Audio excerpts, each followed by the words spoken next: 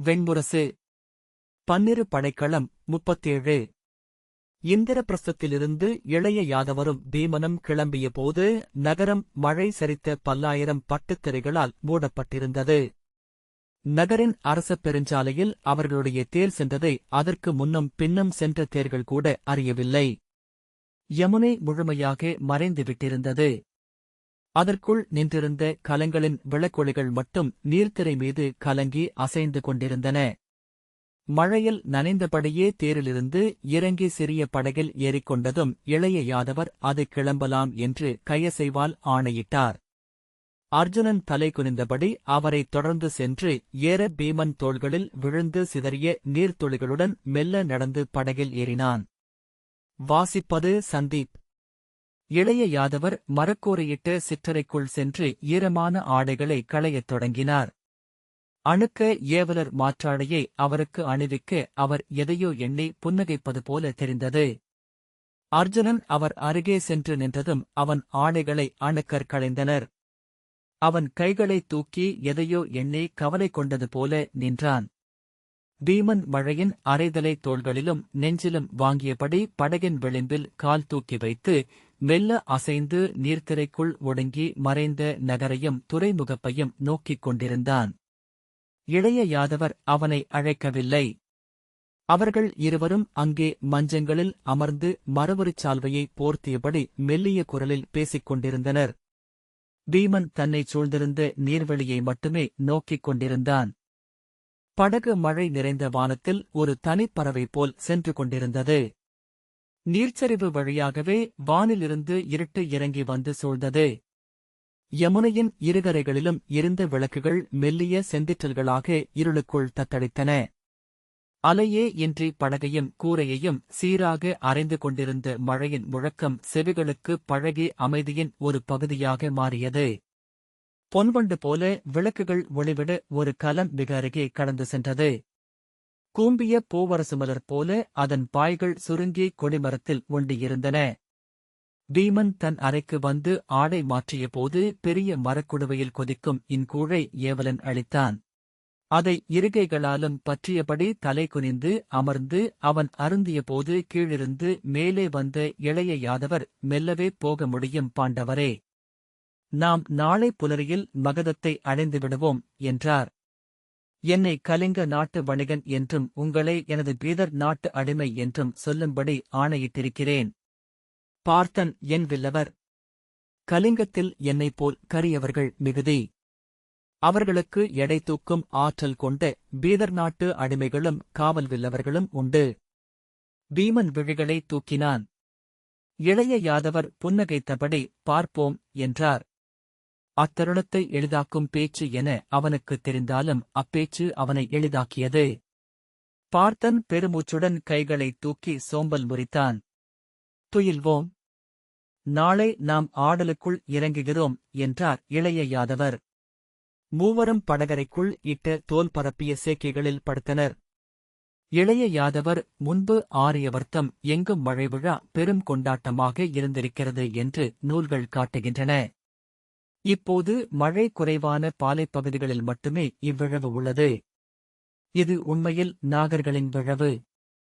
இடியற்ற மழையை அவர்கள் விண்ணருள் என கொண்டாடுகிறார்கள். மகதத்தில் நின்று போன இவ்விழவை ஜராசந்தர் ஆட்சிக்கு வந்தபோது மீண்டும் கொண்டு வந்துள்ளார் என்றார். பீமன் அவர் பேசுவதை கேட்டுக் கொண்டிருந்தான். அச்சொற்களுக்குப் பின் இளைய யாதவரின் உள்ளம் இல்லை என அவன் அறிந்திருந்தான்.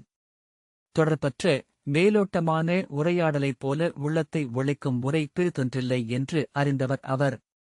அன்று காலைதான் அவனுக்கு இளைய யாதவரிடமிருந்து அழைப்பு வந்தது. அவர் அவனை மகதத்துக்கு அழைத்துச் செல்ல விரும்புகிறார் என்று செய்தியோடு வந்த சாதிகை சொன்னான். மகதத்திற்கா? படைகளுடனா என்று சிறிய வியப்புடனும் உவகையுடனும் அவன் கேட்டான். இல்லை, நீங்கள் மூவரும் தனியாகவே செல்கிறீர்கள். நானும் வரலாமா என்று அரசரிடம் கேட்டேன். மாற்றுருவில் நீங்கள் மூவர் மட்டும் செல்வதாக சொன்னார் என்றான் சாதியகி. மகதத்திற்கு என்றால் என்று பீமன் தாழ்ந்த உள்ளத்துடன் கேட்டான். ராஜகிரகத்திற்கு என்றான் சாதியகி. தூதாகவா என்றான் பீமன். பாண்டவரே, யாதவ அரசரின் உள்ளத்திலிருப்பது என்னவென்று என்னால் சொல்ல முடியாது. எவரும் அவரை முழுதறிய முடியாதென்றும் நீங்கள் அறிவீர்கள் என்றான் சாத்யகி.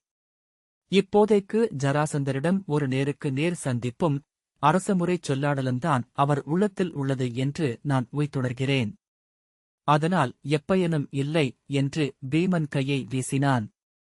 மகதமோ இந்திரபிரஸ்தமோ இரண்டில் ஒன்றே இப்புவியில் நீடிக்க முடியும் என்பதை அவனும் அறிவான், நாமும் அறிவோம். சாத்யகி, இச்சொற்கள் எதையும் இளைய யாதவரிடம் சொல்ல முடியாது. அவர் புன்னகையுடன் ஆணையிட்டே பழகியவர் என்றான். அப்போதுதான் அதை உணர்ந்தவன் போல் பீமன் அவன் விழிகளை பார்த்தான். பின்பு, ஆம், இதுவரை அவர் எனது கருத்துக்களை கேட்டதில்லை. நாங்கள் விவாதித்ததில்லை. ஆணைகளை மட்டுமே பிறப்பிக்கிறார். என்னிடம் மட்டுமல்ல, இங்குள்ள அனைவரிடமும் என்றான். சாத்யகி சிரித்து, கைக்குழந்தை ஆணைகளை மட்டுமே பிறப்பிக்கிறது, பார்த்திருப்பீர்கள் என்றான். பீமன் வாய்விட்டு உரக்க சிரித்தான். அவன் இளைய யாதவரின் அரண்மனைக்குச் சென்றபோது பயணத்துக்கான அனைத்து ஏற்பாடுகளுடனும் அவர் கிளம்பி நின்றிருப்பதைக் கண்டான். கிளம்புங்கள் பாண்டவரே, தேர் சித்தமாக உள்ளது என்றார். நான் எவரிடமும் விடை பெற்றுக் கொள்ளவில்லை என்றான் பீமன். செய்திகளை நான் அரசருக்கும் அரசிக்கும் அறிவித்துவிட்டேன் என்றார் இளைய யாதவர். அந்தக் கூடத்தில் இருந்தே நடந்து சென்று அவருடன் தேரிலேறினான். அத்தேரில் பார்த்தன் இருப்பதை அதன் பின்னரே கண்டான். படித்துறை வரை அவர்கள் ஒரு சொல்லும் பேசிக்கொள்ளவில்லை. நாம் குருஷேத்திரத்தை கடந்து கொண்டிருக்கிறோம்.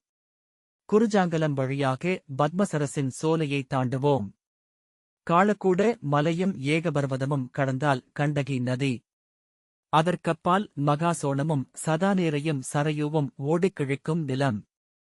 கோசலத்தையும் மிதிலையையும் கடந்து சர்மாவதியின் முகப்பை அடைந்தால் கோரத மலை என்றார் இளைய யாதவர். கோரதமே மகதத்தின் எல்லை. அதை கருக்கிருட்டில் கடப்போம் என நினைக்கிறேன். பீமன் அந்த பயணத்தை தன் அகவிழிகளால் கண்டான். அனைத்து மலைகளும் ஆறுகளும் இருளில் மழையால் அரைப்பட்டு ஓலமிட்டுக் கொண்டிருந்தன. இளைய யாதவர் புரண்டுபடுத்தபடி, நாம் ஒரு சிறந்த விழவு கூடி நெடுநாட்களாகிறது. இங்குள்ள விழவுகள் அனைத்தும் வேள்விகள், அரசுமுறை நிகழ்வுகள். உண்மையான விழவென்பது பருவநிலையை கொண்டாடுவதாகவே இருக்கும். மழையை, இளவேனிலை. தென்னகத்தில் முதுவேனிலில் சுட்டெரிக்கும் அனல் மழையை கூட விழவாக கொண்டாடுகிறார்கள் என்றார். மிக இயல்பாக ஆரியவர்த்தத்தின் விழவுகளைக் குறித்து பேசிக்கொண்டே சென்றார். இளவேனிலின் முதல் புல்லை விழவெடுத்துக் கொண்டாடுகிறார்கள் யாதவர். மீனவர்கள் மழைக்காலம் முடிந்துவரும் சேற்றுப் படலத்தை கடலன்னை விடாய் கொள்வதென்று கருதி மலரும் அரிசியும் வீசி வணங்கி வழிபடுகிறார்கள். முதல் மீன் அன்னைக்கே திருப்பி படைக்கப்படுகிறது. இமயச்சரிவுகளில் முதல் வெண்பனி இறங்குகையில் விழவு எழுகிறது. அது வெண்ணாளும் அன்னையொருத்தியின் முந்தானையின் சரிவு என்கிறார்கள் கவிஞர்கள் என்றார். அத்தனை விழவுகளிலும் ஆட வேண்டும் என்று எண்ணிக்கொள்வேன் பாண்டவரே. அவரே சிரித்துக்கொண்டு ஒரு விழவிலிருந்து பிறிதொன்றுக்கென சென்று கொண்டே இருக்க வேண்டும். பாரத வருஷம் முழுக்க ஒருவன் அலைவான் என்றால் ஒவ்வொரு நாளும் விழவிலேயே வாழ்ந்து முதிர்ந்து மறைய முடியும் என்றார். பீமன் அதை தன் கற்பனையில் எண்ணிப் பார்த்தான்.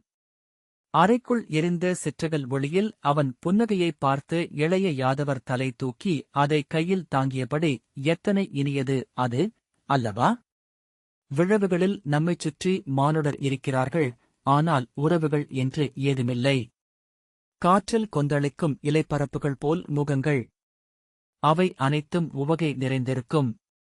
அவ்வுவகையின் அடிப்படையே அப்போது உறவுகள் என்று ஏதுமில்லை என்பதுதானா? எவருக்கும் நாம் கொடுப்பதோ பெறுவதோ இல்லை என்பதனால்தானா விழவுகளில் நாம் நிலையெழுந்து கொண்டாடுகிறோம் என்றார். பீமன், விழவு சில நாட்களே. அதற்கென்று ஆண்டு முழுக்க ஈட்டுகிறோம் என்றான். அவ்வாறில்லை என்று மீண்டும் மல்லாந்து படுத்தபடி இளைய யாதவர் சொன்னார். ஈட்டுபவர்கள் ஆணவத்தை சேர்க்கிறார்கள். ஆணவம் தனிமையை அளிக்கிறது. அவர்களால் கரைந்து கொண்டாட முடியாது. விழவிலாடுபவர் சிறுவரும் மகளிருமே. வணிகர்கள் விழாவில் ஆடிப் பார்த்திருக்கிறீர்களா? பீமன், ஆம் என்றான். நான் காட்டில் அரக்க கொடிகளையும் அசுர கொடிகளையும் பார்த்திருக்கிறேன். ஒவ்வொரு நாளையும் விழவென்று வாழ்ந்து முடிப்பவர்கள். அவர்கள் ஈட்டுவதில்லை, எனவே செலவழிப்பதும் இல்லை. அவர்களிடம் நாளை இல்லை, எனவே அவர்களால் இன்றில் திளைக்க முடிகிறது. விழவென்பது என்ன? இன்று என பக்கவாட்டில் திறந்து முடிவின்மை கொள்ளும் காலம் அல்லவா என்று இளைய யாதவர் தொடர்ந்தார். பழங்குடிகளிடம் களஞ்சியங்கள் இல்லை, மாளிகைகள் இல்லை, எனவே கோட்டைகள் இல்லை. அவர்கள் காத்துக்கொள்ள ஏதுமில்லை. பீமன்: ஆம், ஆகவேதான் நாம் அவர்களைச் சூழ்ந்து கைப்பற்றி கைத்தளையும் கால்தளையும் இட்டு இழுத்துக் கொண்டு வருகிறோம். அவர்களின் நாக்கை இழுத்து அறுத்து வீசிவிட்டு நம் கொட்டடிகளிலும் மரக்கலங்களிலும் துடுப்பு அறைகளிலும் அடிமைகளாக்கி வைக்கிறோம் என்றான். இதழ்கோணச் சிரித்தபடி, இன்றில் வாழ்பவர்கள் போல சிறந்த அடிமைகள் எவர்? நாளை அற்றவர்கள் விடுதலையே கனவு காண்பதும் இல்லை என்றான். இளைய யாதவர்: அப்படியென்றால் மானுடர் சொல் தொகுத்து இங்கு உருவாக்கியிருக்கும் பண்பாடென்பதே விழவுக்கு எதிரானது என்று கொள்ளலாமா? பண்பாட்டில் இருந்து திமிரி விடுபடுவதனால்தான் விழவுகளில் இத்தனை களியாட்டு உள்ளதா என்றார். பீமன்: நாம் நாளை மகதத்தின் விழவுக்குச் சென்று இறங்கப் போகிறோம் அல்லவா என்றான். ஆம் என்றார் இளைய யாதவர். இத்தனை சொலெண்ணி இரவை நிறைப்போம் என்றால் அவ்விழவில் நம்மால் களியாட முடியாது என்றான் பீமன். ஆம், உண்மை என்றபடி இளைய யாதவர் கைகளை நீட்டினார். அங்கே நாளை மற்போரில் நீங்கள் மகதரை கொல்லப் போகிறீர்கள். யாரை என அறியாமல் கேட்டு உடனே பீமன் திகைத்து எழுந்தமர்ந்தான். என்ன சொல்கிறீர்கள் யாதவரே? இளைய யாதவர்: அதுவும் ஒரு போரே. அதற்கென ஓர் முறைமை உள்ளபோது ஏன் அதை நாம் பயன்படுத்திக் கொள்ளலாகாது என்றார்.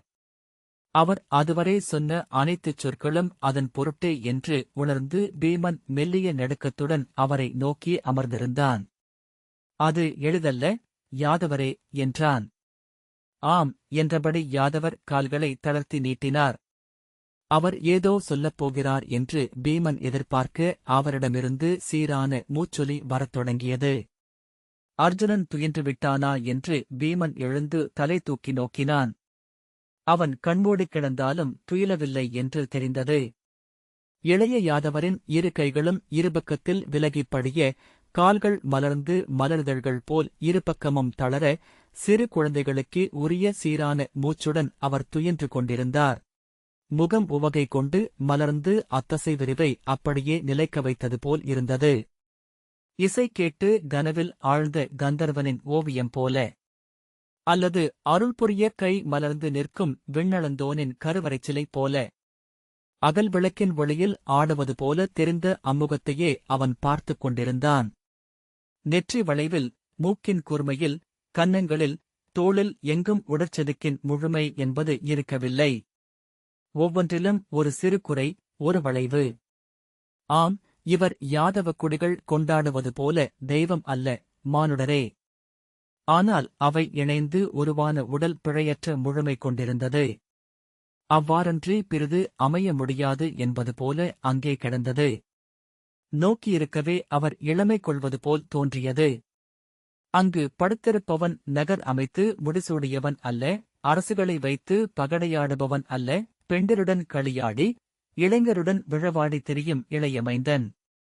அத்தோற்றத்திலேயே அவன் காலத்தை கடந்து செல்வான். தான் நோக்கும்போது அவனும் தன்னை நோக்கிக் கொண்டிருப்பதாக ஏன் தோன்றுகிறதென்று பீமனின் உள்ளத்தில் எழுந்த ஐயம் இயல்பாக கண்களைத் திருப்பி அவன் தலையில் சூடிய பீலியின் விழியை நோக்கியபோது தெளிந்தது. அவ்விழி அவனை நோக்கிக் கொண்டிருந்தது. உன்னை அறிவேன் என்பது போல். அவன் கண்களை மூடியபோது உள்ளே மேலும் தெளிவாக அவ்விழியைக் கண்டான். ஒற்றை விழி என்பது நிகரற்ற கூர்மை கொண்டது. அசைவற்ற, விலக்கமற்ற நோக்கு. அதன் நிழலில் படுத்துதான் துயின்று கொண்டிருப்பதாக அவனுக்கு தோன்றியது. உடலைச் சுருட்டி இளவெம்மை நிறைந்த தோல் சேக்கையில் ஒண்டி கண்வளரும் சிறு குழவி போல. காலையில் கிரிவரஜத்தின் படித்துறையை படகு சென்றடைந்தது. புலரியின் முதற்பறவை குரல் எழுந்தபோது இளைய யாதவர் எழுந்து படகிலேயே நீராடி வெண்ணிற ஆடை அணிந்து இடையில் மரவொரிக்கச்சை கட்டி சித்தமாகி வந்து பீமனையும் அர்ஜுனனையும் எழுப்பினார். அவர் வரும் ஒலியிலேயே எழுந்து கண்களை மூடியபடி, வாழ்த்துகிறேன் யாதவரே என்றான் அர்ஜுனன். கைகளைக் கூப்பியபடியே கண்களைத் திறந்து அவர் முகத்தைப் பார்த்து புன்னகைத்தான். மல்லரை எழுப்பு, பார்த்தா என்றார் இளைய யாதவர். அர்ஜுனன் பீமனின் கால்களைத் தட்டி, மூத்தவரே, கிரிவரிஜம் நெருங்குகிறது என்றான். மூன்றாவது உசுப்பலில் நினைவடைந்து, யார் என்றபடி கண்களைத் திறந்த பீமன் படகின் ஆட்டத்தை உணர்ந்ததும் எழுந்தமர்ந்து ஆடையை சீரமைத்தபடி கைகளை விரித்து சோம்பல் முறித்தான். புலரி இன்னும் அணுகவில்லையே என்று சாளரத்தை பார்த்தபடி கேட்டான். மழை சற்று விட்டிருக்கிறது.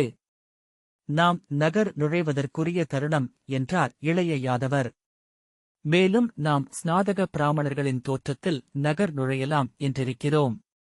இங்கே அவர்கள் கூட்டம் கூட்டமாக சென்று கொண்டிருப்பதைக் காண்கிறேன். அவர்கள் பிரம்ம முகூர்த்தத்திலேயே எழுந்து தங்கள் வைதிக கடன்களை முடிக்க வேண்டுமென்று நெறியுள்ளது. ஸ்நாதக பிராமணர்கள் குறைவாக உணவுண்ண வேண்டும் என்று நெறியில்லையல்லவா என்றான் பீமன். சிரித்தபடி, பிராமணர்கள் குறைவாக உணவுண்ண வேண்டும் என்ற நெறி பாரத வருஷத்தில் எங்குமில்லை என்று இளைய யாதவர் சொன்னார். அவர்களின் நகையாட்டில் அர்ஜுனன் கலந்து கொள்ளவில்லை.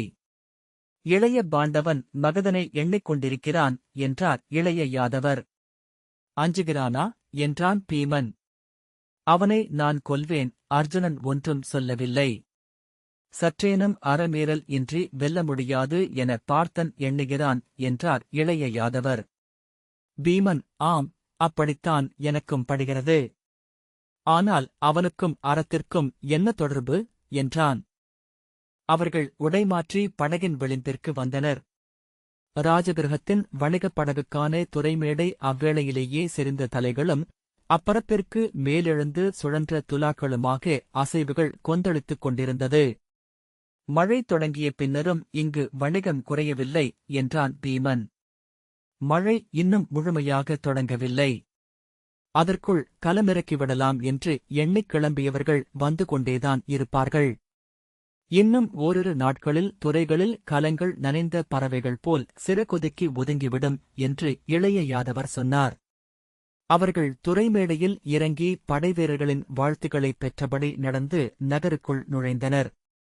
மகதத்தின் தலைநகரம் 3 நகர்களின் கூட்டு என்று பீமன் அறிந்திருந்தான். கிரிவரிஜம் என்று அழைக்கப்பட்ட 3 சிறிய குன்றுகளால் ஆன பகுதி கங்கையின் ஓரமாக இருந்தது. அக்குன்றுகளின் நடுவே கங்கை நீர் உள்ளே புகும் வளைவுகளின் இருபுறமும் படகுத்துறைகள் அமைக்கப்பட்டிருந்தன.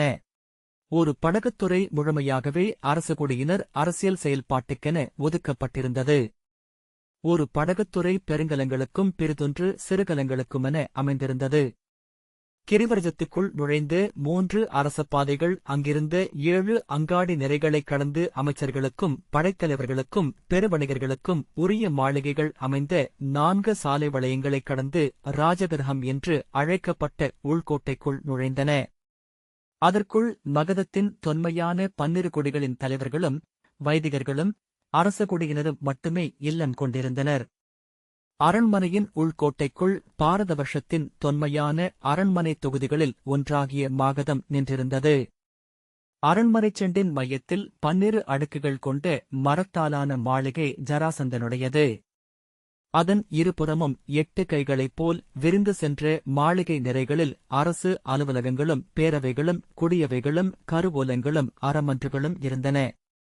ஜராசந்தனின் அரண்மனை முன்பக்கம் மிகப்பெரிய பிறைவடிவச் செண்டு வெளியும் பின்பக்கம் நீள்சதுர வடிவான இளஞ்சோலையும் கொண்டிருந்தது.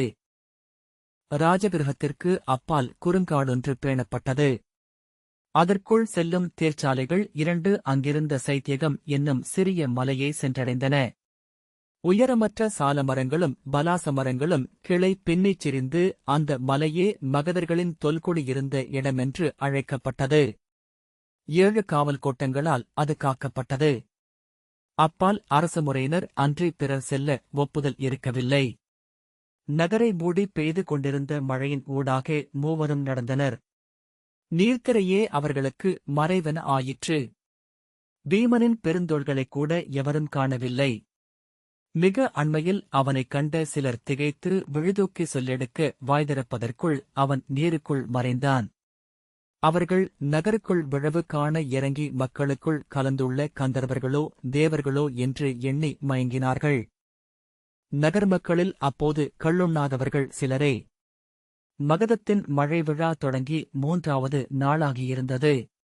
12வது நாள் விழவு முடிவது வரை நகரின் மக்கள் களிமயக்கில் காலமோ இடமோ இன்றி எங்கும் நிறைந்திருப்பார்கள். எங்கு விழித்தெழுகிறார்கள் என்றோ, எங்கு விழுகிறார்கள் என்றோ, எங்கு மீண்டும் துயில்கிறார்கள் என்றோ அவர்கள் அறிந்திருப்பதில்லை. விண்ணுலாவிகளான தெய்வங்கள் ஒவ்வொரு மனிதரையும் மேலே நின்று நோக்கி சுட்டுவிரல் தொட்டு தெரிவு செய்து தங்களை அவர்கள் மேல் பொழிந்து கொள்கின்றனர். பின்பு நிகழ்ப்பவை அத்தெய்வங்களின் களியாட்டு. நுகரப்படுபவை அனைத்தும் அத்தெய்வங்களுக்குரியவை. விழவு முடிந்து சிறகு கொண்ட பட்டாம்பூச்சி போல கூட்டை உடைத்து அவர்கள் செல்வர். தளர்ந்து விழுந்து கிடக்கும் மக்கள் தங்கள் கனவுகளுக்குள் தெய்வமென்றாகி அவ்விண்ணுலகுக்குச் சென்று அத்தெய்வங்கள் ஆடும் களியாட்டை தாங்கள் ஆடத் தொடங்குவார்கள். நகரத்தில் உள்ள அனைவருமே பசுனையும் எண்ணெயும் அரக்கும் கலந்த பூச்சி உடம்பெங்கும் அணிந்திருந்தனர். அது ஓயாது பெய்து கொண்டிருந்த மழையிலிருந்து தோலுரை என அவர்களைக் காத்தது. நெய்ப்பூச்சி பெற்ற உடல்கள் மின்ன மக்கள் மழைக்குள் செல்வது நீருள் மீன்களெனத் தோன்றியது. மூவரும் அங்காடிக்குள் புகுந்து கடைநெறிகளுக்குள் சென்றனர். நின்று பெய்த மழைக்குள்ளேயே கடைகளில் பொருட்களை விற்றும் வாங்கியும் கூச்சலிட்டுக் கொண்டிருந்தனர் மக்கள். மழைக்குப் பழகிய கடை நாய்கள் கூட அவ்வப்போது உடல் உதறி நீர் சிதறடித்தபடி அவர்களுக்கிடையே வால் குழைத்து உடல் வளைத்துச் சென்றன. தங்கள் மேல் சுரிந்த மழைத்தாரைகளை உடல் தசைகளை விதிர்த்து உதறியபடி குஞ்சிரோமம் நீர்வழிய கழுத்தில் ஒட்டியிருக்க ஒற்றைக்கால் தூக்கி நின்றிருந்தன புறவிகள். அனைத்து அங்காடிகளிலும் காய்கறிகளையும் தேன் பொட்டிகளையும் நறுமணச்சாறுகள் கொண்ட மூங்கில் குழாய்களையும் பித்தளையும் வெள்ளியும் கொண்டு சமைத்த அணிகளையும் பலவகை படைக்கலங்களையும் பரப்பி வைத்து வருக வருக என்று கூவி விற்றுக் கொண்டிருந்தனர் பீதர் நாட்டு வணிகர். கையெட்டும் தொலைவு கொன்றன மதுக்கடைகள் நுரைத்து வழிந்த பெருங்கலங்களுடன் என மாந்தர் மொய்க்க இறைந்து கொண்டிருந்தன. பீமன் லேபனங்களுக்கென்று ஒரு கடை என்றான். இந்த மழை அவற்றை உடனே கழுவிவிடும். எனவே மீள மீள தேவைப்படுகிறது போலும் என்றார் இளைய யாதவர்.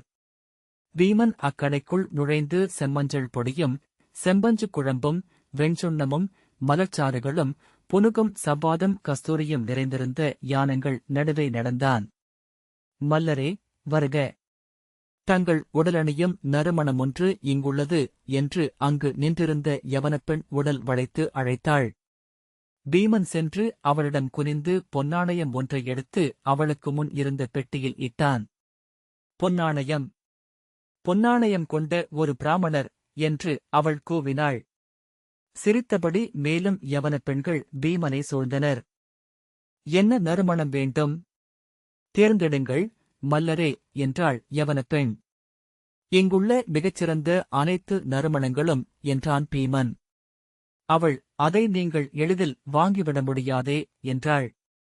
அவன் நான் அவற்றை சூடுவதுண்டு, வாங்குவதில்லை என்றான். அவர்கள் சிரித்தபடி மஞ்சள் பொடியையும் இளநெய்யையும் கலந்து குழம்பாக்கி அவன் மேல் அள்ளி அடித்தனர். அவன் முகத்திலும் கைகளிலும் தோள்களிலும் வாரிப்பூசி சுவரில் வழிப்பது போல தேய்த்தனர். இங்குள்ள அனைத்து லேபனங்களைப் பூசினாலும் தங்கள் உடலில் இடம் எஞ்சியிருக்கும் மல்லரே என்றாள் ஒருத்தி. பெண்கள் உரக்க சிரித்து அவனை சூழ்ந்து கொண்டனர். கீழே சிந்திய விழுதில் வழுக்கி அவன் மேல் விழுந்த ஒருத்தி இருமுறை எழ முயன்று அவன் மடியிலேயே சரிந்தாள். பிறிதொருத்தி நகைத்தபடி அருகில் நின்றவளைப் பிடித்து அவன் மேல் தள்ளினாள். அவன் உடல் அணிந்த லேபனத்தில் பிடி வழுக்கி விழுந்து எழுந்து நின்று மீண்டும் வழுக்கி அவனை அணைத்துக் கொண்டாள். சற்று நேரத்தில் அப்பெண்கள் அனைவருமே அவன் உடலில் ஒட்டி வழுக்கி அந்த லேபனங்களை தங்கள் உடல்களில் அணிந்து கொண்டனர். நறுமணம் எப்படி உள்ளது வீரரே என்றாள் ஒருத்தி. உணர்கிறேன் என்றான் பீமன். அர்ஜுனன் முதல் முறையாக முகம் மலர்ந்து திரும்பிப் பார்த்து எந்தப் பெண்ணும் மூத்தவரின் உடலை கடந்து சென்றதே இல்லை. அவர்களின் கனவுகளுக்குள் இருந்து அவர் எழுந்து வருகிறார் என்று தோன்றும் என்றான். அருகிலிருந்த யவனப்பெண் பாரிஜாத மலர் மாலையொன்றை எடுத்து அவன் கழுத்தில் அணிவித்து இது உங்களுக்குரியது வில்லவரே என்றாள். இன்னொருத்தி இளைய யாதவரிடம் மந்தார மலர் மாலையொன்றைக் கொடுத்து இது உங்களால் மணம் பெறுகிறது கரியவரே என்றாள். அங்கிருந்த நறுமணத் தைலங்களையும் சாந்துகளையும் அப்பெண்கள் அவர்கள் மேல் பூசினர். ஒருத்தி எழுந்து அர்ஜுனனின் தோளைப் பற்றி, சற்று தலை குனியுங்கள் அந்தணரே என்றாள். அவன் குடுமியைச் சுழற்றி அதில் செவ்வரளி மாலையை சுற்றி வைத்தாள். நான் அந்தணன். செந்நிற மலர்கள் எனக்குரியவை அல்ல என்றான் அர்ஜுனன். தாங்கள் அரசகுணம் கொண்ட அந்தணர். தோள்களில் அம்புபட்ட தழும்பும் கைகளில் நான் வடிவம் கொண்ட வேறெந்த அந்தணர் இப்புவியில் இருக்கிறார்கள் என்று அறியேன் என்றாள். நன்கு நோக்குகிறாய் என்றபடி அவன் அவள் இடையில் கை வைத்து தன் உடலுடன் சேர்த்துக் கொண்டு இதழ்களில் முத்தமிட்டான். அவள் மூச்சு வாங்கியபடி அவன் தோள்களில் கை வைத்து, தாங்கள் பெண்பேர் நெருக்கு வந்துவிட்டீர்களோ என்றாள். ஸ்நாதகர் கல்வி முடித்து குடியமைக்காமல் ஊர் சுற்றுபவர்கள் என்றல்லவா அறிந்துள்ளேன். நான் இதோ குடி அமைக்கவிருக்கிறேன் என்றான் அர்ஜுனன். என்னை தேர்வு செய்யுங்கள் அந்தணரே என்றாள் ஒரு கரிய பெண். நான் கல்வி முடித்து இங்கு அரசனைக் கண்டு பொன் பெற்றுச் செல்வதற்காக வந்தேன் என்றான் அர்ஜுனன். இளைய யாதவருக்கு அணி செய்த பெண் என்னவென்று அறிந்திலேன் அந்தணரே, என் தோழி ஒருத்திக்கு அணி செய்யும் உணர்வே எனக்கு ஏற்படுகிறது என்றாள். உன்முன் பெண்ணென்று நின்றிருக்கிறேன் அமுதே என்றார் இளைய யாதவர். ஆண்களுக்கு முன் ஆணென்று நிற்பீரோ என்றாள் அவள் கொஞ்சலாக. போரில் ஆணென்றும் களியாட்டில் பெண்ணென்றும் அன்னையர் முன்குழவி என்றும் ஆவதே அணுக்கத்தின் கலை என்றார் யாதவர். அவள் அவர் கையை தன் கையில் கோத்து காதருகே இதழ் கொண்டு வந்து மஞ்சத்தில் என்றாள். நாகம் என்றார். அவள் வாய் பொத்தி நகைத்து ஐயோ என்றாள். இருளில் நாகம், ஒளியில் புல், நீரில் முதலை என்றார். நீங்கள் சொன்னவை புரியவில்லை என்றாள்.